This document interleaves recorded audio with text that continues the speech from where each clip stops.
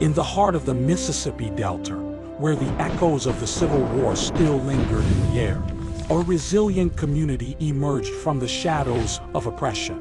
This is the untold story of African Americans who, after the shackles of slavery were lifted, faced a new set of challenges, embarking on a journey that would span generations and shape the very essence of their identity.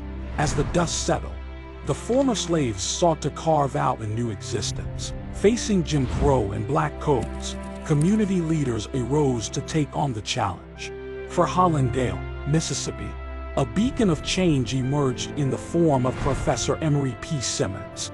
Hear H.R. Sanders as he chronologized Professor Simmons' journey starting in an abandoned one-room school, to his partnership with his brother-in-law Booker T. Washington and Julius Rosenwald, chairman of the board of directors of Sears Roebuck and Company, as they harnessed the power of the Rosenwald Fund to create a Rosenwald School. The wife of Mr. Simmons' sister was married to Booker T. Washington, so we were blessed to have he and his associates come into the community.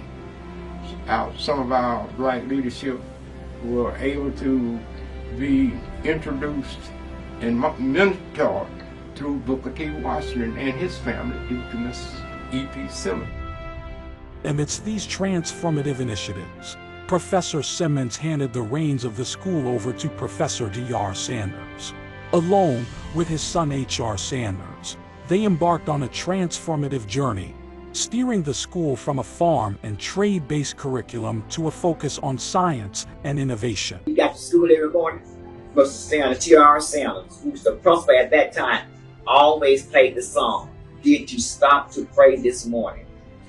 Also, he would always ask the teacher to allow us to do a Bible breakthrough. Hear from other community leaders as they tell their stories of how the community's black leaders and youth efforts brought the civil rights victories to this small town in the Mississippi Delta. Yeah, my grandmother, she was a civil rights leader. And yeah, she housed a couple of people. This certain incident, they had shot in her house. On your own, there was no such. You had to, they didn't want you to leave, you had to slip off. It wasn't no legal because you always stayed in debt. You never get out of debt. So that was sharecropping debt. Right. So keep in debt, so you had to be here to pay your debt off. H.R. Sanders takes the torch of leadership and works with his father in establishing the inception of the Hollandale Minority Development Corporation. This entity became a catalyst for progress, creating Mississippi's first aquaculture fish processing plant. This groundbreaking initiative propelled Mississippi to become the nation's largest catfish processing state, and provided local jobs to offset chronic unemployment in the Mississippi Delta. Hear from community leaders as they journal through the struggles and perseverance of yesterday, leading to the triumphs of today. I came up under Professor T.R. Sanders, and one of his mottos was, whatever you do or whatever you be the best you can. Small towns, the people have to get involved. We have to work together. I've always believed in being fair, and I always believe in taking care of the one that can take care of themselves.